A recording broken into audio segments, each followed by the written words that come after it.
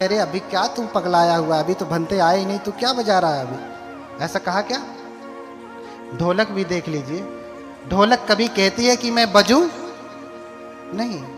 ढोलक कभी ये कहती है कि मैं न बजूं? नहीं। ढोलक कभी ये भी कहती है कि तेरा मन तू खरीद के लाया है, मन करे तो बजा, मन करे तो मत बजा। ऐसा कभी कहती है ढोलक? नहीं। लेकिन जब हमें चाहिए होता है संगीत, जब हम गाते हैं, हमें उसकी नाद चाहिए होती है तो हम बजाते हैं। हमें नाद नहीं मिलता, आवाज नहीं मिलती, मिलती है ना। ऐसे ही बुद्ध कभी नहीं कहते कि मेरी पूजा करो या मत करो, मन करे तो करो, मन करे तो मत करो। लेकिन जब हमें पुण्य फल चाहिए तो हम उनको आश्रय करके पूजा करते हैं, तो पूजा अचूक एवं सार्थक सिद्ध होती है। बोलिए भगवान बुद्ध की, बोलिए भगवान की। प्यास लग गई? बोलत हई हम प्यास लगत है तोहरे। हाँ, बोलिए भगवान बुद्ध की। हाँ, तो इस प्रकार से 7, 8, 10 उदाहरण दे करके भंते नागसेन ने समझाया कि कैसे बुद्ध की पूजा अचूक एवं सार्थक सिद्ध होती है। धम्पद की ही गाता है, पूजा रहे पूजयते।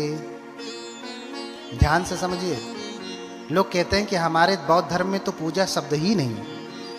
कितनी बार पूजा शब्द का मैंने उपयोग किया पाली में, लिख लीजिए, ढूंढ लीजिएगा। सूत्र भी बता दे रहा हूं कि इस सूत्र में है। बुद्ध कहते हैं पूजा रहे पूजयते बुद्धे यदि वसावके पपंच समति कंते तीर्ण शोक परिदवे ते तादि से पूजय तो निबुतो अकुतो भये न सक्का पुण्यं संखा तुम इमेतामिति केनचि। बोलिए भगवान बुद्ध की। कह रहे हैं कि पूजा रहे पूजय तो, अगर कोई पूजा की कामना से पूजा करना चाहे, अरहत की करे, श्रावक संघ की करे, बुद्ध की करे, है ना। पपंच समति कंते तीर्ण शोक परिदवे। क्यों पूजा करे? क्योंकि भगवान का जो श्रावक है, भगवान के जो श्रावक संघ हैं, वो तीनों शोकों को नष्ट करने में लगे हुए हैं। राग द्वेष मोह रूपी शोक जो है, जो आर्य की भांति तीर्णंग शोकानंग, जो 3 शोक हैं वो आर्य की तरह से चुभते रहते हैं, उनको नष्ट करने में लगे हुए हैं। पपंच समति कंते तीर्ण शोक परिदवे। इन 3 शोकों का जो प्रपंच चल रहा है हमेशा, कभी राग जगता है, कभी द्वेष जगता है, कभी मोह जगता है। ये प्रपंच चलता रहता है, चलता रहता है, चलता रहता है। हाँ? तो कह रहे हैं कि अगर कोई बुद्ध की पूजा करे, बुद्ध के श्रावक की पूजा करे, अरहतों की पूजा करे, क्यों करे? क्योंकि वो तीनों शोकों को नष्ट करने वाले प्रपंच में, 3 शोकों को नष्ट करने वाले प्रपंच को ध्यान में रखते हुए लगे हुए हैं।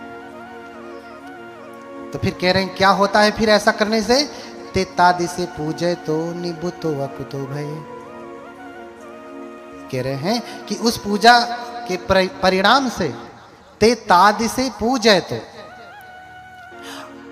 उस प्रकार से पूजा करते करते निबुतो अकुतो भय, क्या होता है? वो निर्वाण प्राप्त कर लेता। अकुतो भय, फिर उससे भय कहां? निर्वाण प्राप्त कर लेता है, फिर उससे भय कहां? देखिए, बुद्ध की पूजा के लिए आप जानते हैं कि विश्व में सबसे अधिक अगर मूर्तियां बनी हैं तो किसकी बनी है? बुद्ध की बनी है। आप जहां खोजते हैं वहां बुद्ध और बोधिसत्व दिखाई देते हैं। कौन दिखाई देते हैं? बुद्ध और बोधिसत्व। जहां भी धरती खोदेंगे आप, आपको बुद्ध मिलेंगे। तो क्या बुद्ध की मूर्ति प्रदर्शनी करने के लिए बनाया था क्या? हाँ? इतने बुद्ध की मूर्तियां जो मिल रही हैं, किस लिए बनाया था? हाँ? घर सजाने के लिए, डेकोरेशन के लिए? हाँ? किस लिए बनाया? पूजा के लिए बनाया था। इसलिए बुद्ध की सबसे अधिक पूजा होती रही, होती है और होती रहेगी। जापान में चले जाएं, चीन में चले जाएं, तिब्बत में चले जाएं, जितने भी महायान के देश में चले जाएं, थेरवाद में भी, महायान में तो विशेष रूप से बुद्धों की पूजा होती है। जापान में चले जाइए आप, नम्हे रंगे क्यों, नम्हे रंगे क्यों, नम्हे रंगे क्यों करते रहते हैं। नमः सद्धर्म पुंडरीकाय। नम्हे रंगे क्यों का अर्थ होता है नमः सद्धर्म पुंडरीकाय। हाँ, उनका एक महत्वपूर्ण ग्रंथ है जिसका नाम है सद्धर्म पुंडरीक। बौद्ध धर्म का एक महत्वपूर्ण ग्रंथ है। वो बार बार वही जपते हैं और बुद्ध की पूजा करते रहते हैं। नमो अमिताभ बुद्धसु। दूसरा मंत्र जाप करते हैं, अमिताभ बुद्ध का जाप करते हैं। क्यों? और देखिए ना, छोटा सा देश है जापान, उसके जैसा कोई देश है विश्व में कोई? कहते हैं कि जापान की टेक्नोलॉजी सबसे अच्छी होती है। उनसे बड़ा वैज्ञानिक हो जाएंगे आप।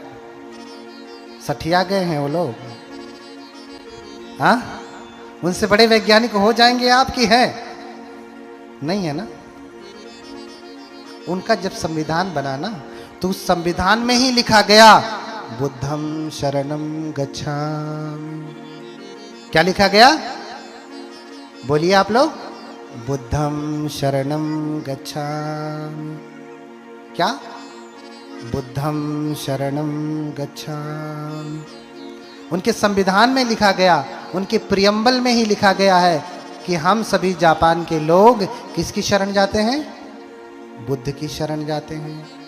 इसलिए जापान में जाएंगे आप तो बहुत उपदेश नहीं चलता। स्वयं बाबा साहब कहते हैं, स्वयं डॉक्टर बाबा साहब कहते हैं, भगवान बुद्ध और उनके धर्म का भविष्य। कौन सी किताब में?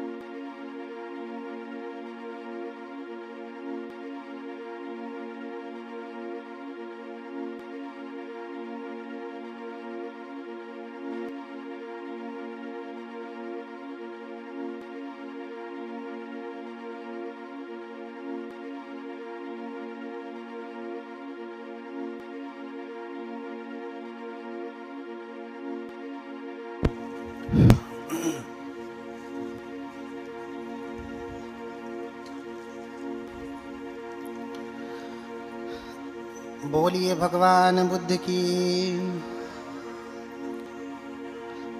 बोलिए भगवान बुद्ध की। मैंने कल क्या बताया? बुद्ध के नाम का स्मरण करने से क्या होता है? हाँ हाँ, मुख की शुद्धि होती है। रोज तो गाली गलौज करते हैं, मुख गंदा हो जाता है। हाँ, कोलगेट करने से मुख नहीं साफ होता है। हाँ, किससे साफ होता है?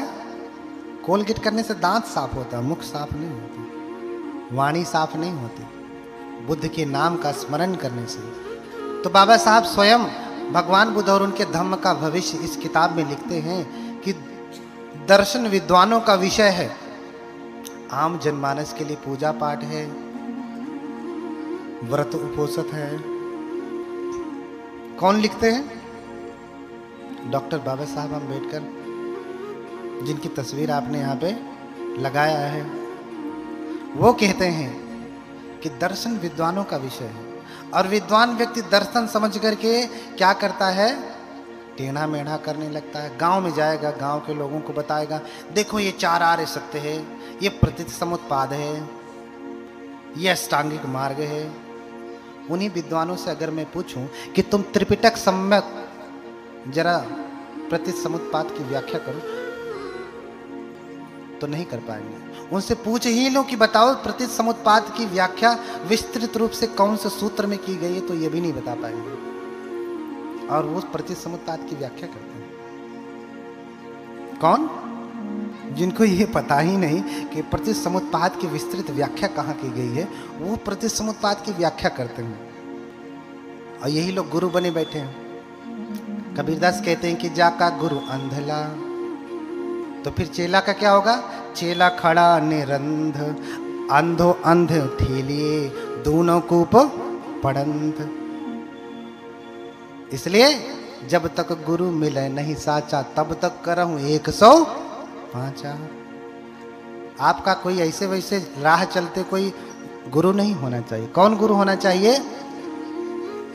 जो धम्मन्यु, अथन्यु, कालन्यु, परिसन्यु, संगाम जिनो, ये क्राइटेरिया है आपके गुरु होने की। धर्मज्ञ हो, धर्मज्ञ हो, धर्म को ठीक से जानता हो, पूरे त्रिपिटक का उसको अभ्यास है, गाथाओं सहित सूत गेय वेदल्य वैयाकरण गाथा उदान इत उत्तक अद्भुत भरम, जहाँ तक ये नवंग सत्व शासन उसको कंठस्थ है, वो आपका धर्मज्ञ गुरु है। अथन्यु सिर्फ पढ़ाई नहीं है, उसके अर्थ की टीका अट्ठ कथा सहित व्याख्या करने में भी सामर्थ्य है उसका, तब वो क्या है? आपके गुरु के योग्य है। कालन्यु, काल को भी समझता है। किसी के यहां मरण पड़ा, लोग शोक मना रहे हैं, पहुंच जाएंगे माइक लगा के, अरे हमारे संविधान में ऐसा हो रहा है, मिलावट हो रही, ये हो रहा है, सब कुछ हो रहा है, मैं समझ रहा हूँ, लेकिन ये तुम्हारा समय नहीं है कि तुम संविधान की चर्चा करो, उसके घर पे आयो, पहले उसे सांत्वना दो। ये कौन सा व्यक्ति है? परिसंयु, उसे पता होना चाहिए कि तुम्हारी परिषद में कौन कौन से लोग बैठे हैं। इस परिषद में हिंदू भी, मुस्लिम भी, जैन भी, ईसाई भी, पारसी भी, हाँ, बौद्ध भी, सारे लोग बैठे हैं। और वो खड़ा होकर के कहने लगे उनके भगवान ऐसे, उनके भगवान। भैया तुम किसी के भगवान शरणं गतम, हाँ, कितना श्लोक सुनाऊं आपको। तो भगवान की पूजा के बारे में बता रहा था कि ऐसी पूजा करते करते ते दाद से पूजे तो निभुत हुआ कुतो भय, ऐसी पूजा करते करते आपको आपकी सुगति होती है, आप निर्वाण प्राप्त करते हैं। ऐसा क्यों कहा कि पूजा करने से सुगति होती है? आप तो कहेंगे ध्यान करने से सुगति होती है ना, हाँ, आप कहेंगे ध्यान से सुगति होती है। तो इसीलिए मैं कहता हूं भैया समझिए, आप जानते हैं कि भगवान ने सबसे पहला ध्यान का कर्म स्थान क्या बताया है? क्या है? कोई वैज्ञानिक बता दे। हाँ, ध्यान का सबसे पहला कर्म स्थान क्या बताया? ऑब्जेक्ट ऑफ मेडिटेशन क्या बताया? हाँ, गुरु मंत्र क्या बताया? गुरु मंत्र। अब समझ में आया? ध्यान का पहला गुरु मंत्र क्या है? अगर आप ध्यान की, अच्छा ध्यान की कुंजी, अभी हमने पूछा कि त्रिपिटक की कुंजी क्या है, अब मैं पूछता हूं कि उस ग्रंथ का नाम बताइए बौद्ध धर्म में जो ध्यान की कुंजी है। बताओ, बताइए। ये कथा लग रही तो बहुत सारे लोग, उनका बड़ा विरोध, ये ऐसे वो वैसे। जो विरोध कर रहे थे वो नहीं आए, जो सहयोग कर रहे थे वो आए, तो उनके लिए भी सुना रहा हूँ। आप भी सुनकर के थोड़ा मोड़ा भ्रम हो तो टूट जाए। जिनका भ्रम रहा हो वो सुन रहा हो, नहीं सुन रहा हो तो जैसा है अपना वो वैसा रहे। ध्यान की कुंजी क्या है? विशुद्धि मग्ग है, विशुद्धि मग्ग। ग्रंथ का नाम क्या है? पाली में विशुद्धि मग्गो। ध्यान की कुंजी है, ध्यान के ग्रंथों की कुंजी है। अगर आपको ठीक से ध्यान पढ़ना है तो त्रिपिटक, अट्ठ कथा, टीका, अनुटीका, भाष्य सहित जो कुंजी के रूप में प्रस्तुत है हमारा वो ग्रंथ है मिलित जो है विशुद्धि मग्गो। उससे पहले रचना की गई थी एक किताब जो आचार्य उक्तिस्य की है, बुद्धघोष से पहले रचना उसकी हुई है। उसका नाम भी शायद आपने नहीं सुना होगा। उसका नाम क्या है? विमुक्ति मग्गो। कभी सुना था? उसका नाम है विमुक्ति मग्गो। हाँ, विमुक्ति मग्गो। उसके बाद विशुद्धि मग्गो हुआ। विमुक्ति मग्गो में थोड़ा सिस्टमेटिक नहीं लिखा गया है, हाँ, चैप्टर इधर उधर हैं, लेकिन विशुद्धि मग्ग जो है उसका चैप्टराइजेशन, उसकी अध्याय सूची बहुत ही सारणीबद्ध है, कैटेगराइज्ड है। इसलिए उस विशुद्धि मग्ग में आप पढ़िए, इधर उधर भटकेंगे तो बहुत बड़ी बात हो जाएगी। और अगर त्रिपिटक से देखना है तो अंगुत्तर और संयुक्त निकाय में देखिए, अनुसति सूत्र में, अनुसति निर्देश में, उसमें 40 कर्म स्थान दिए गए हैं। ध्यान के कितने मंत्र दिए गए हैं, ध्यान के कितने आलंबन दिए गए हैं? 40। पहला कौन सा है? बुद्धानुस्सति। क्या है? पहला ध्यान का मंत्र क्या है? बुद्धानुस्सति, बुद्ध की अनुस्मृति, the recollections of Buddha, Buddha की अनुस्मृति, बुद्ध का अनुस्मरण अर्थात उनका जप। अनुस्मरण का क्या मतलब होता है? मंत्र क्या होता है? मरना त्रायते इति मंत्र है। बार बार हम मन में उसका त्रायण करते हैं ना, हमारे मन की रक्षा करता है ना, मन्ना त्रायते इति मंत्र है। मंत्र किसे कहा? जिसको हम बार बार मन में रिपीट करते हैं। जैसे हम साधना भी करते हैं विपश्यना में, तो वो भी तो हम रिपीट ही करते हैं, नीचे से ऊपर जाते हैं, ऊपर से नीचे आते हैं, नीचे से ऊपर, ऊपर से नीचे, रिपीटेशन होता है, बार बार बार बार बार बार। संवेदनाओं का चक्र चलता है। यहाँ किसका चक्र चलेगा? बुद्ध के गुणों का। तो बुद्धानुस्सति पहला कर्म स्थान है ध्यान का, वो क्या है? बुद्धानुस्सति। बुद्धानुस्सति कैसे की जाती है उसका पूरा वर्णन है। इतिपिसो भगवा अरहं सम्मा संबुद्धो विद्याचरण संपन्नो सुगतो लोकविदु अनुत्तरो पुरीसदम सारथि सत्था देव मनुष्यानंद बुद्धो भगवाति। क्या है? अनुस्मृति है, मंत्र है। लेकिन बाद में आचार्यों ने, चूंकि पूजा पाठ थेरवाद ने ज्यादा महत्व नहीं दिया, उसको समझ में नहीं आया, ऐसे समझिए, महत्व नहीं दिया, इस प्रकार से महायान ने दिया। तो देख करके फिर थेरवाद ने भी पूजा पाठ के लिए बुद्ध की इस अनुस्मृति को बुद्ध वंदना कर दिया, धम्म की अनुस्मृति को धम्म वंदना कर दिया, साक्षात तो भगवता, और संघ की अनुस्मृति को क्या कर दिया? संघ वंदना, संघानुस्सति। तो पहला कर्म स्थान है बुद्धानुस्सति, धम्मानुस्सति, संघानुस्सति, शीलानुस्सति, त्यागानुस्सति, देवतानुस्सति, मरणानुस्सति, आहारे पटिकुल संज्ञा, अशुभ भावना, आनापानुस्सति। कितने हो गए? 10। उसके बाद 30 कर्म स्थान है, पृथ्वी कसिन, आपो कसिन, तेजो कसिन, वायु कसिन,